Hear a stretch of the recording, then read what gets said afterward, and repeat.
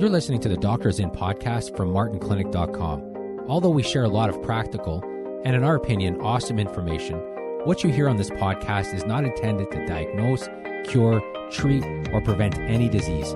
It's strictly for informational purposes. So enjoy.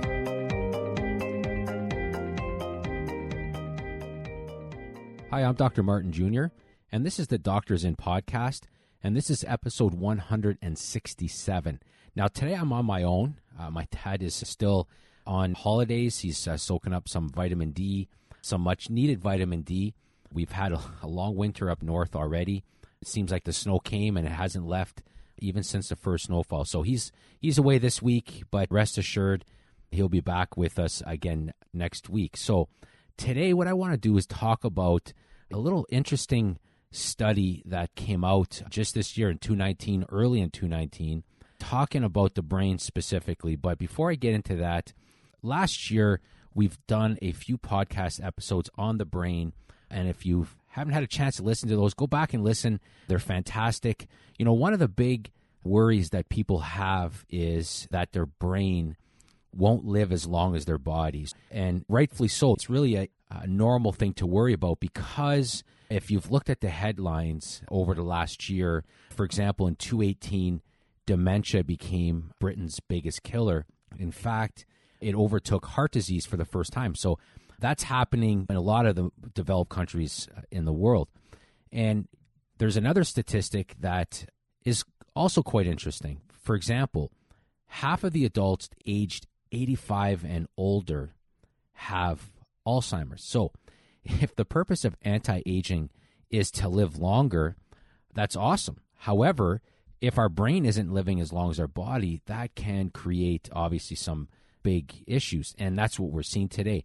So half of the adults over the age of 85 have Alzheimer's. So it's a big problem. Our brains aren't aging as well as our bodies are. Now, you know, it's amazing. Our bodies, like the number one disability when it comes to our physical bodies, has to do with sarcopenia and osteoporosis, right? So a lot of seniors are disabled because of muscle wasting and bone wasting, and that really affects their day-to-day activities. Again, the problem is that when the same thing happens to the brain wastes away or it goes through an atrophy, you end up with a dementia or Alzheimer's. So that becomes, like I said, a big problem. And we also have on our website a training there specifically called Age Proof Your Brain. And if you haven't gone through that, go to our website. It's free, and just watch our presentation there. And we talk about how to age-proof your brain, knowing that half of the adults age 85 and older have Alzheimer's, and that Alzheimer's is climbing the list of top killers. And in some countries, it's number one. Other countries like Australia, it's number two. So, I mean, it's definitely becoming a problem. But in that training that we have on our website, we reverse engineer dementia and Alzheimer's. So we talk about how in every case of dementia and Alzheimer's, there's inflammation on the brain or neuroinflammation. So you'll find inflammation in every case of dementia and Alzheimer's. However, as we've said many times before, not all cases come from the same cause. So what I mean by that is very simple. Inflammation is not Houdini. It's not magic. It doesn't just show up on its own for no apparent reason. Something has to cause inflammation. I know for a long time people have said inflammation is the cause of all disease, but that's not completely true, because something has to cause that inflammation. And when you want to figure out what's going on, you have to figure out what's causing the inflammation. So you can say that inflammation causes dementia and Alzheimer's, but that's not really true, because something causes that inflammation. So in that training, we talk about the three big causes of inflammation in the brain. We talk about high circulating insulin. So what happens after a long period of time when people have elevated insulin, it can shrink the brain. It can cause a problem with how your brain uses glucose. And, you know, it can absolutely lead to neuroinflammation and dementia and Alzheimer's. In fact, some studies estimate up to 50% of people with dementia or Alzheimer's, that's the cause of it. That's the reason why they have it, is because of high circulating insulin. So half the people who end up with a brain issue as they age, it's because of that. But that's not the only causes. So you can repair that, or you can prevent that aspect, but it doesn't mean you're not going to end up with dementia or Alzheimer's, because there are two other big causes as well. One, we talk about in the training, is free radical damage.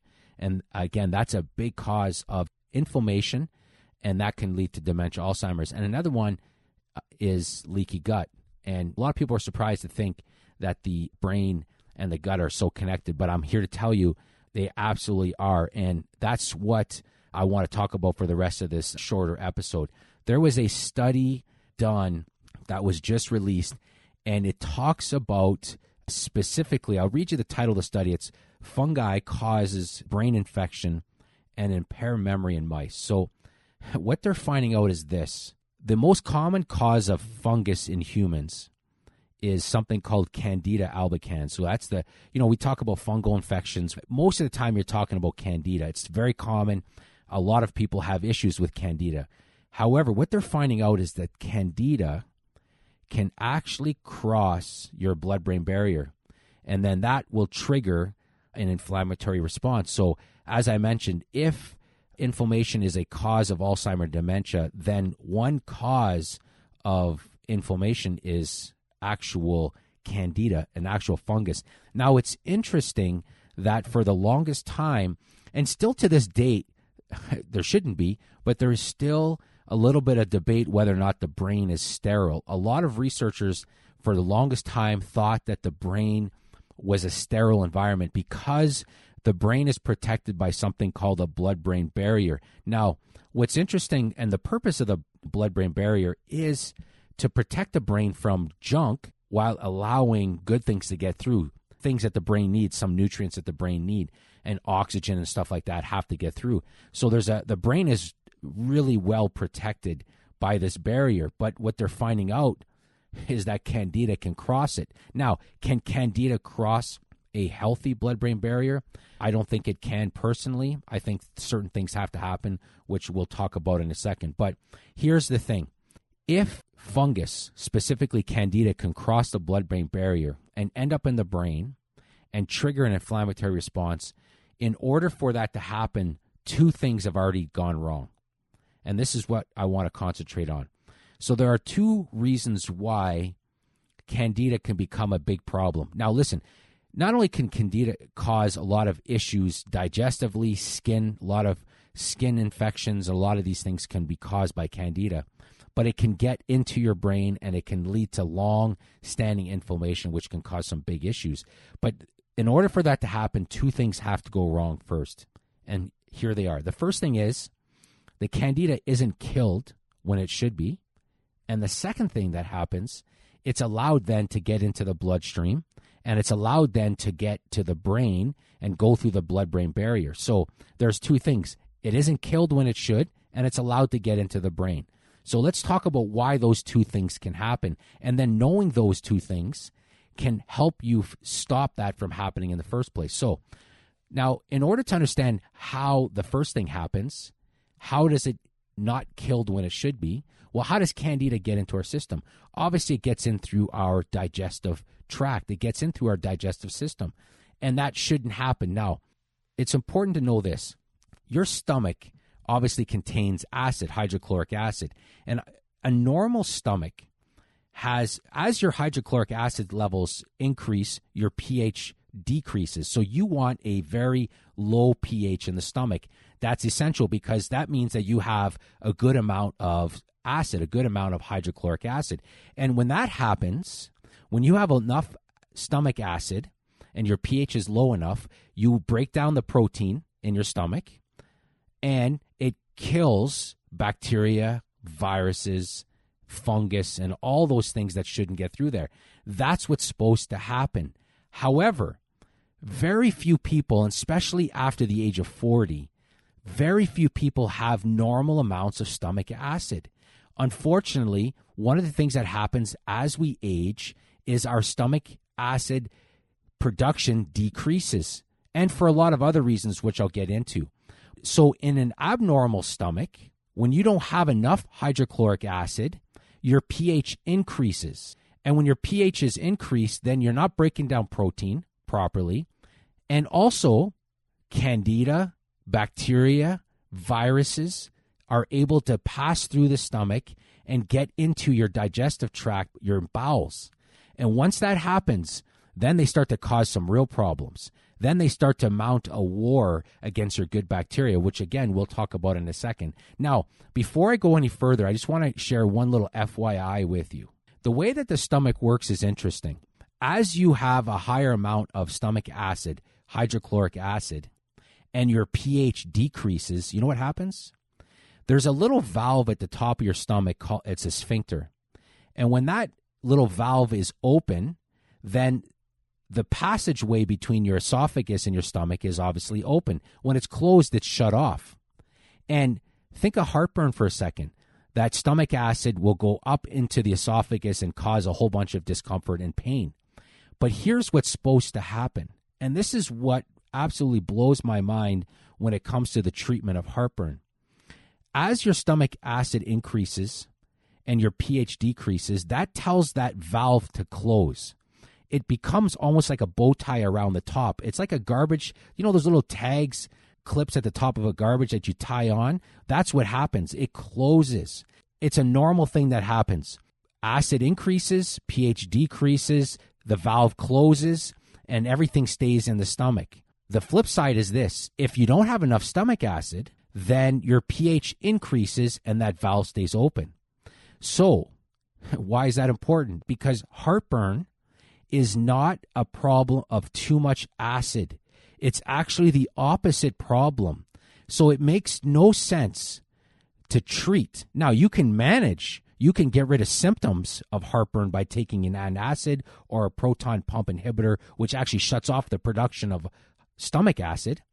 However, if it doesn't fix the problem, it actually makes the problem worse. Because when you take an antacid and you stop that acid production, you are creating an environment in the stomach that doesn't close the valve in the future, but also, think about that, you're lowering stomach acid, you're allowing all that crap, all that fungus, bacteria, and then your protein isn't getting broken down. So think of all the issues that happen. And I'm going to talk about how, in a second, how do you know if you have low acid? So, well, let's get into that now because that's a common problem. Well, the first thing, you have low stomach acid if you get heartburn.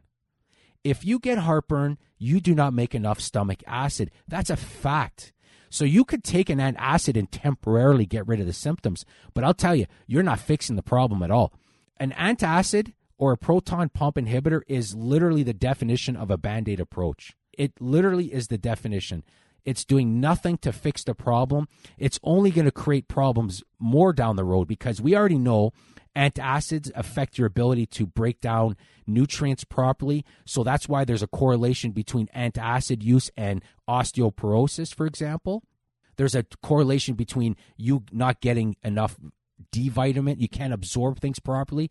And we'll do a future episode, my dad and I, on the importance of the gallbladder, which is another thing that's completely gotten wrong in modern medicine. But so if you're getting heartburn, you do not have enough stomach acid. That's a fact.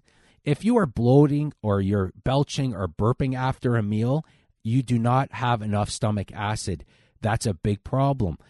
Also, if the food just feels like it's sitting in your stomach, where it just feels heavy, then you don't have enough stomach acid as well.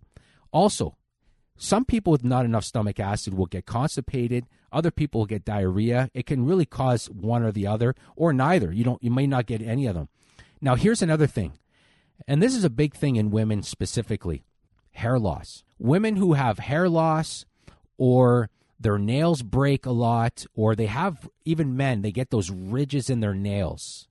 Well, that's an indication that you're not breaking down protein and you're not getting the amino acids out of protein and you're not sending them to the area such as your hair, your skin, your nails, all those things. And that's a stomach acid issue. You don't have enough stomach acid. Now, for women, thyroid, hormones can cause hair loss. There's no question. But the two biggest causes of hair loss in women is hormones and not enough stomach acid. Guaranteed. Think about it. If you get yeast infections, you do not have enough stomach acid. if you get toenail fungus, you do not have enough stomach acid. Athlete's foot, jock itch, all those things. Because how do you think those things get there? It's an internal problem. Now, you can treat it. You could treat the symptoms of it, which is topically, but unless you take care of the actual issue, you're going to have recurring issues over and over and over. So that's important to understand.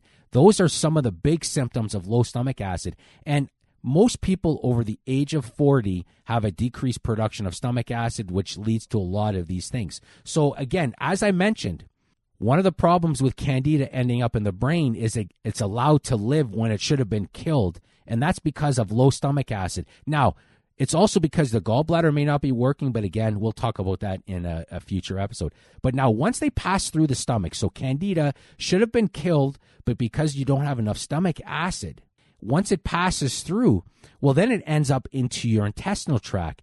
But still, there's one more thing that it needs to do. It needs to get into your bloodstream. And how does that happen? Well, that's where leaky gut comes into play. That's why my dad and I talk so much about leaky gut syndrome, because what's happening is the contents of your gut are literally leaking into your bloodstream. That shouldn't happen. You have a barrier there that's supposed to stop Candida from getting through. It's supposed to stop bacteria from getting through, junk from getting through, undigested food from getting through. But what happens is, if you don't have enough probiotics, good bacteria, then your good bacteria are like the little soldiers that they're guards.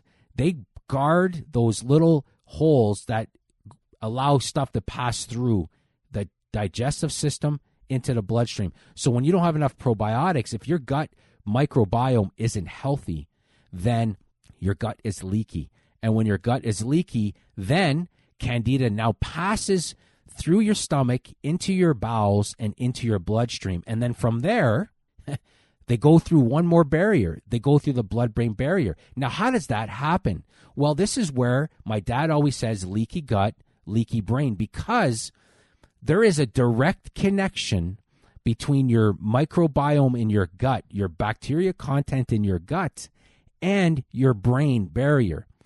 The same probiotics, the same bacteria that protect your gut lining, protect your blood-brain barrier. So if you, for example, have had a history of antibiotic use or a lot of the different chemicals that we come into contact with, again, they kill all your good bacteria. And what happens is your blood-brain barrier becomes leaky. Your gut becomes leaky. So now Candida is passed through your stomach. It's passed through a weakened gallbladder. It's into your bowels, and it goes through the bowel lining into your blood, and then ends up eventually into your brain. And once it's in your brain, it causes a low-grade infection, inflammation, and that down the line leads to dementia, Alzheimer's. And I am guessing that this is a much bigger problem than researchers realize. And I think as time goes on, they're going to discover just how big of a problem that is. But in the meantime, they're moving in the right direction because they're starting to say, hey, what? The blood-brain barrier is leaky. The brain isn't sterile. They thought the brain was sterile for the longest time. There's actual bacteria living in there now. I saw a study earlier linking Candida, the amount of people with Parkinson's that have fungus infection in their brain is high. So there's a correlation there as well. Not every Parkinson's is caused by Candida in the brain, but some of them might be. And it's the same thing with dementia, Alzheimer's. Not all of them are going to be caused by this because 50% of the people have a problem with insulin. But there's a percentage of people that have Alzheimer's dementia that is due to the fact that they've had a brain infection for a long time. So again, what can you do today? If you're listening to this and you're saying, hey, I'm worried about my brain long-term health. I'm worried. I want my brain to live as long as my body can. I want it to be sharp. I want to be able to think and focus and make decisions and all those kind of things. What can you do? Well, I would suggest go to our website first and watch that training video. We break things down very well there. But listen, when it comes specifically to Candida, well, since there's two problems, you got to correct or you got to support two areas. You got to support the health of your stomach and gallbladder and your bowels, and you got to protect your microbiome. So which is why we're massive fans of digestive enzymes, well-made digestive enzymes, and also probiotics. That's why we're big fans of probiotics.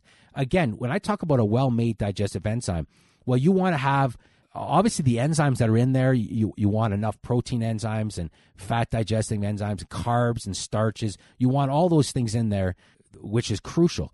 But you also want it made in a way that's going to help promote the increased production of stomach acid. You're also going to want, like, for example, in our digestive enzyme, we throw a few things in there to help kill these things. We built our digestive enzyme to help with leaky gut, for example, because we have stuff like oil of oregano. We have different types of nutrients in there that are actually a little bit of, that kill stuff.